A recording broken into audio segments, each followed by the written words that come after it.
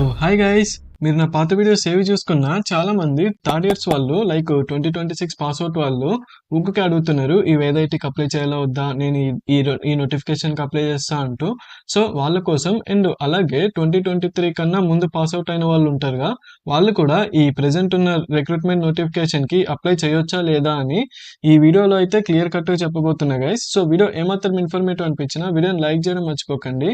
So ఇంకా లాగలేకుండా వీడియోలోకి వెళ్ళిపోతే ఫస్ట్ వచ్చేసి థర్డ్ ఇయర్స్ వాళ్ళ గురించి అయితే చూసుకుందాం. సో ఫస్ట్ ఈ థర్డ్ ఇయర్స్ అయితే ఏం చేస్తారంటే, మీరు దీన్ని అప్లై చేయాలా వద్దా అంటే అప్లై అయితే చేయకండి గైస్. ఎందుకంటే మీకోసం ఐఆర్పిటి ప్రోగ్రామ్ అని అయితే స్పెషల్గా అయితే ఉంది. ఇది వచ్చేసి తర్వాత మీ థర్డ్ ఇయర్ ఎండింగ్ అయితే ఉంటుందిగా, అక్కడికి వచ్చేసరికి ప్రతి ఇయర్ ఇది పక్కా లాంచ్ అయితే అవుతుంది. అండ్ ఈ ఐఆర్పిటి ప్రోగ్రామ్ మీరు అప్లై చేయాలంటే మీ కాలేజ్ వచ్చేసి జెఎన్టీయూ అఫిలియేటెడ్ అయితే మీకు కొన్ని బెనిఫిట్స్ అయితే ఉంటాయి. ఎలాగంటే ఫోర్త్ ఇయర్లో మీరు మొత్తం వేదైటీలోనే ఉండొచ్చు. మీరు ఇంకా కాలేజ్కి సెమ్ ఎగ్జామ్స్ కూడా రాయాల్సిన అవసరం లేదు. సో అదంతా మీకు నెక్స్ట్ ఒక తర్వాత వీడియోలో అయితే చెప్తా. కానీ మీరైతే సింపుల్గా థర్డ్ ఇయర్స్ ఎండింగ్ అయితే ఐఆర్పిటి ప్రోగ్రామ్ కోసం అయితే వెయిట్ చేయండి. థర్డ్ ఇయర్స్ అయితే మీరైతే ప్రెజెంట్ ఉన్న దానికైతే అప్లై అయితే చేయకండి.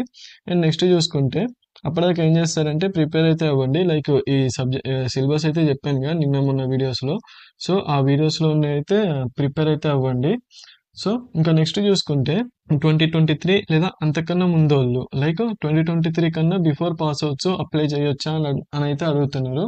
సో అఫీషియల్గా అయితే మీకైతే ఎలిజిబిలిటీ అయితే లేదు. లైక్ 2023, 24, 25 ఈ 3 బ్యాచెస్కి మాత్రమే ఎలిజిబిలిటీ అయితే ఉంది. 2022 వాళ్ళకి ఎలిజిబిలిటీ అయితే లేదు గైస్. సో మీరు అప్లై చేస్తే ఏమవుతుందంటే సింపుల్గా మీరు ఏం చేస్తారు, అక్కడ 2023 అని అయితే పెట్టుకుని అయితే అప్లై చేస్తారు కదా. 2022 అయితే పెట్టడానికి అయితే ఆప్షన్ లేదు. మీరు అప్లై చేసిన తర్వాత మీరు ఈవెన్ ఇంటర్వ్యూ దగ్గరికి వెళ్ళిన తర్వాత కూడా మీరు సర్టిఫికేట్స్ ఇస్తారు కదా, అప్పుడు ఏమవుతుందంటే మిమ్మల్ని అయితే డిస్క్వాలిఫై అయితే చేసేసే ఛాన్సెస్ అయితే ఉంటాయి చాలా వరకు. సో మీరు అప్లై చేసుకుని 500 రూపీస్ బొక్క అని అయితే నా ఒపీనియన్. ఇంకా మీరు జస్ట్ చెక్ చేయడానికి అప్లై చేసుకుంటా 500 పైన ఏం కదా అనుకుంటే అప్లై అయితే చేయండి. సో మెయిన్గా ఈ థర్డ్ ఇయర్స్ వాళ్ళ గురించి అయితే వీడియో అయితే చేస్తున్నా.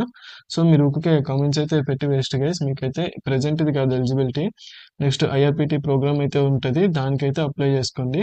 దాని గురించి వేరే వీడియోలో అయితే చెప్తలేండి, ఇందులో లాగ్ అయిపోతుంది.